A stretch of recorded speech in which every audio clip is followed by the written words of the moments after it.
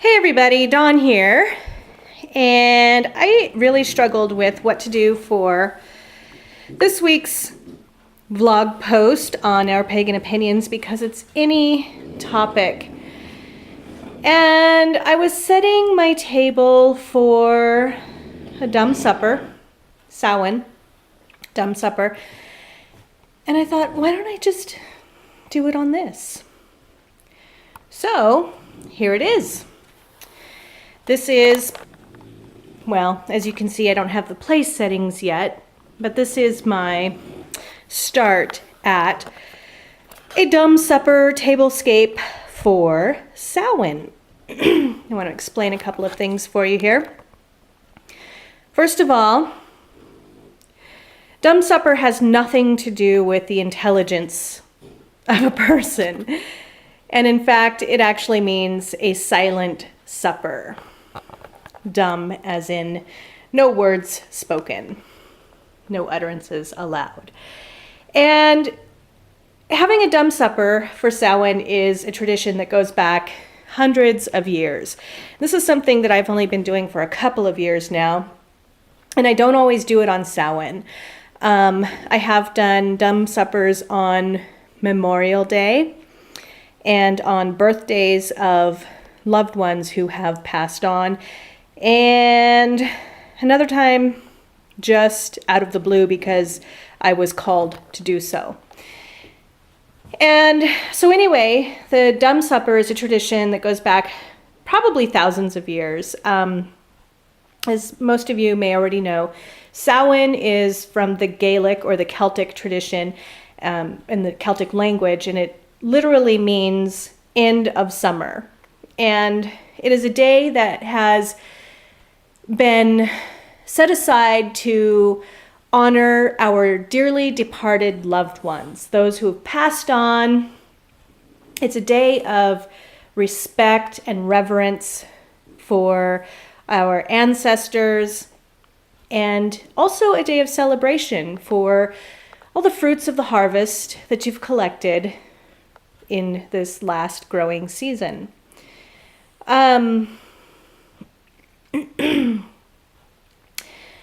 I just lost my train of thought. But anyway, this is a tradition that many pagans participate in.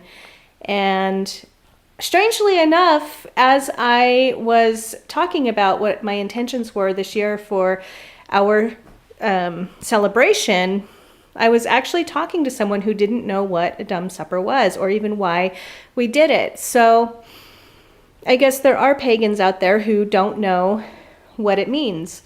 And that's okay because everybody's different. Not every pagan is the same. Not every pagan celebrates the same holidays or same practices. And so it's kind of cool, you know, that I can share this with you. Now, for our Samhain this year, oh, and by the way, I want to make mention that Halloween, in my opinion, Halloween and Samhain are really two different holidays anymore. In my opinion, Halloween is more geared towards children, and it is highly commercialized in the United States. In fact, it's up there with Christmas as far as retail sales go, and really for many people in America, that's what it's all about, is the retail sales. And so even though it stems from Samhain, it is not the same. It's all about costumes and candy and trick-or-treating and how many scary decorations you can sell. But Samhain, on the other hand, is the ancient Celtic tradition of honoring the dead, celebrating the harvest, and also the Celtic New Year. So in the ancient Celtic calendar, the year was divided into two parts. You had summer and you had winter. And then, of course, that was further divided into cross-quarter days, which are how we come up with seasons. So we have the 4 different seasons on the Celtic calendar. I'm going to sit down here. But anyway, Samhain is the beginning, the traditional beginning of the Celtic New Year, and celebrated on November 1st. The evening of November 1st is when we hold our dumb supper. And traditionally, it's held at midnight. So what we will do is we will sit here. There will be a place setting for each person in the family. And we will sit here and we will eat our meal in silence. Now that space over there is for our ancestors, and it will be held open. Nobody will be sitting in that seat, but we will have a place setting for our ancestors and put food out on the plate. And you can see that I've decorated here with photographs of my ancestors. So really it's not necessary to have them at the place setting, so long as they're honored on the table here. Traditional foods to include in a Samhain celebration or dumb supper are foods of the harvest, your pumpkins, your gourds, your squashes, tomatoes, apples. And I particularly like to serve apples because they are symbolic of wisdom, and the ancestors bring us much wisdom. And I also like them because they're pretty when you cut them open halfwise or, down the middle, the fattest part of the apple, you have a star. I mean, the way the seeds are, it creates a star, which is, again, is a symbol of protection and wisdom. And in our family, because we have Irish roots, my fiance is actually from Ireland, something that I wanted to start this year was colcannon. And colcannon is a traditional dish served at Samhain. We've usually had it different times of the year because we like to eat it a lot. But it is traditionally served on Samhain. It's mashed potatoes, and sometimes people make it with cabbage. I like to put kale in it just because I'm that way. But it's lots of butter, lots of kale and mashed potatoes, and a little bit of onion or leeks. And it's delicious. So we'll have that. We'll have the apples. We will have, soul cakes. I was going to say bread, but actually soul cakes is another traditional menu item that's served for Samhain celebration or dumb supper. Soul cakes come to us from, actually it has its roots, or that's where trick-or-treating gets its roots, is from soul cakes. Back in the day in England, hundreds of years ago, or maybe 100 years ago, I'm not exactly sure when it started, but what happened was beggar children would go around on the night, and I forgot to mention in the very beginning of this video, in fact, that it is believed that on Halloween, the veil, or Samhain, and also on Beltane, excuse me, the veil between the two worlds is very thin, and it's very easy to make spirit contact. It's easy on both sides. It's easy for us to contact them, and it's easy for them to contact us. And this is a long-held belief, long-held tradition. It goes back thousands of years. And many cultures actually have this belief in their system, or their tradition, or their worldview, including Mexico, with the Dia de los Muertos, and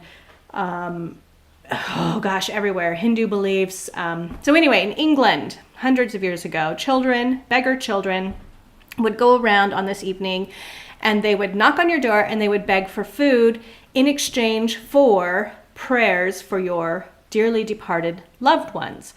And eventually what ended up happening was the homeowners, where the children were begging, would give them little cookies with crosses stamped into them, and these became known as soul cakes. Today, I like to make soul cakes with the pentacle or the pentagram on them, and these are served on Samhain Eve or Samhain for our dumb supper. We do that. I also like to include rosemary because rosemary is an herb of remembrance. And of course, what is tonight for? Or this event is all about remembering our loved ones. So rosemary is a good one. And other good herbs to include, not necessarily for consumption, but maybe perhaps for decoration, include, I have calendula here, but you could also use the Mexican or French marigolds. And I also have lavender, that's Spanish lavender. Now these came from my own garden, and I dried them specifically for this occasion. The reason I've included lavender is simply because it's just such an all-purpose herb that it just empowers everything. So it's really very powerful little herb there. And then the calendula is traditional at this time of year. And in the Mexican Day of the Dead altars, or gosh, what are they called? I can't remember. By the way, Charlie, excellent video on Day of the Dead. It's one of my favorite holidays also, or celebrations also. And I actually created a video last year on how to make Mexican sugar skulls. So you can check that out on my homepage or my channel. But yeah, so anyway, in traditional Mexican Dia de los Muertos celebrations, you'll see the marigolds strung together like a garland. Very beautiful stuff. We've had a lot of fun with that in the previous years. In fact, last year I taught a workshop on Dia de los Muertos, and it's so beautiful, so colorful, and I just love it. Love, love, love it. But this year we're staying traditional. We're staying with the traditional ancestor dumb supper celebration. Oh, let me explain some of the things that I've got here for you. You can decorate your tablescape for Samhain dumb supper any way you want to. This is how I've chosen to decorate mine. The dominant color should be black, just because that is, 'tis the season. And it's always helpful. Many of you who decorate for the season anyway already know this, but it's always helpful to use what you have on hand in seasonal items. And I am a huge believer in using the resources you have on hand, whether it's for decor, whether it's for celebration, or even in your own magic.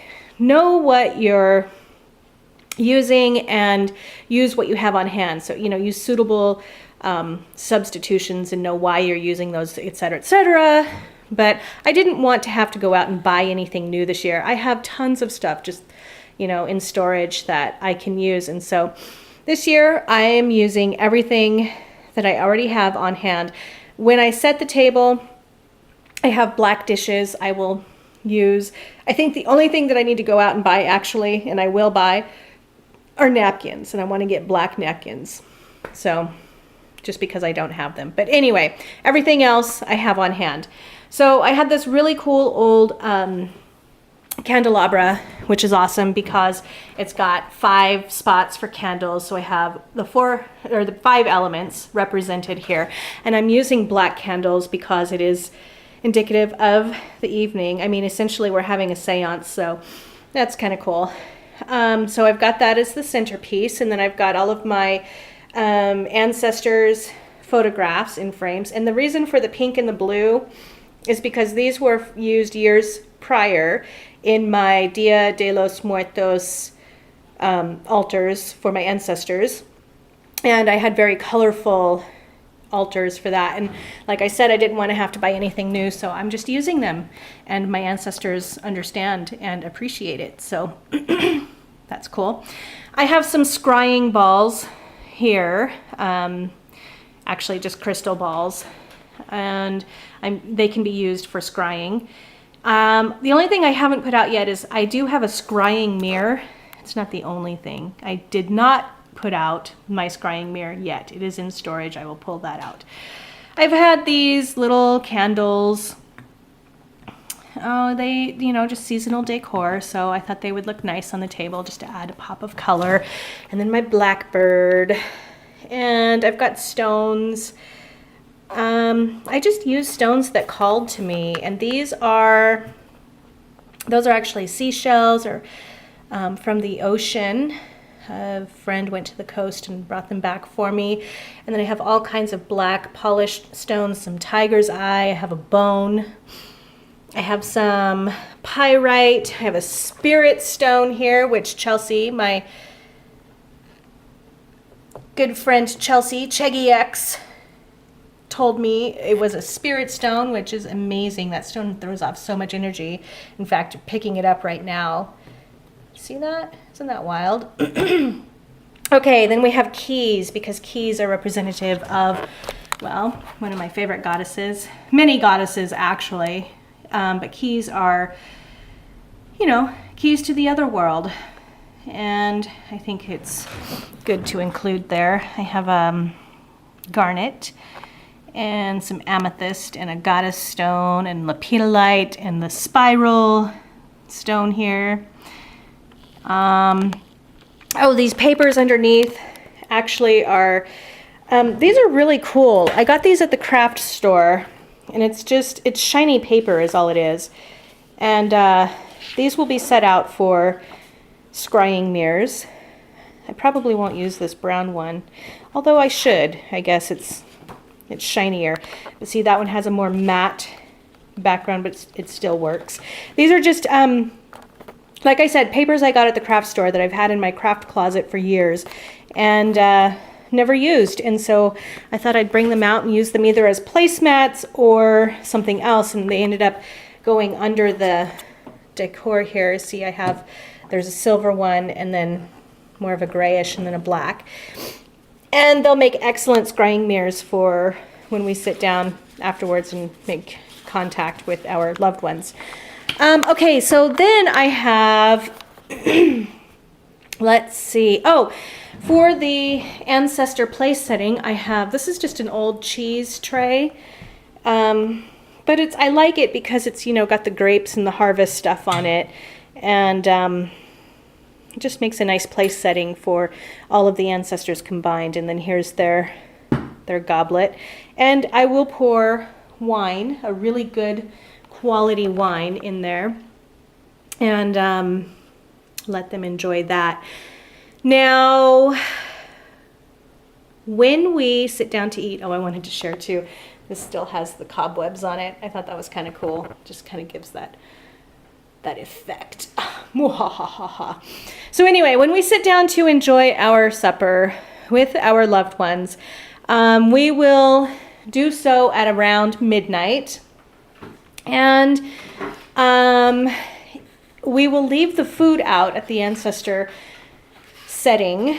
The sun's starting to go down, so the light's changing in here. It's kind of cool. We will leave the food out at the ancestor setting all night long, so that when we wake up in the morning, we will go ahead and take it out to our offering space in the backyard. And the thought is that we want our ancestors to enjoy the essence of the food all hours of the night into the wee hours of the morning, and they will. And so we will dispose of the rest of the food that was left behind in our offering spot in the backyard. So anyhow, I hope you enjoyed my little rambling rant here about how to have a Samhain dumb supper. And I look forward to reading your comments. And by the way, I just want to say thanks again to Chelsea CheggyX for having me as her sub for Our Pagan Opinions. It's been a real pleasure and a real treat. And I've just been having a blast with creating videos in her absence for this channel. It's really been a lot of fun. I know the last video I posted got a lot of negative comments, and you know what? Hey, that's cool. I respect it. You know, I appreciate all of you who listened to the entire video before making any comments and really heard what I had to say. But that's the cool thing about being on an opinion channel, is that we're not always going to agree, and that's awesome. I would rather have it that way, you know, with people voicing and expressing their opinions rather than just being blindly, you know, following each other and chasing each other's tails, I guess, because that would really suck, and I don't think I would like that. So whether your comments were negative or positive or not, I just want you to know that I truly, truly appreciate all the feedback that was received, because it's awesome. I mean, this is the reason why I joined the channel, is because, or well, I joined because I was asked to, but it's the reason why I submitted my audition to join the channel, because I I think it's important that we have healthy discussions, lively discussions about different topics that come up within the pagan community. And if we all happen to agree with one another, then what fun is that? It's boring is what it is. And really, who cares at that point? So thank you so much for leaving your comments and your feedback. It's always fun to have a good debate. Trust me. I mean, I'm not offended at all by anyone who left any negative feedback. It takes a lot to shock me. It takes a lot to hurt my feelings. So anyway, thank you. I appreciate it. And I will talk at you soon. Blessed be.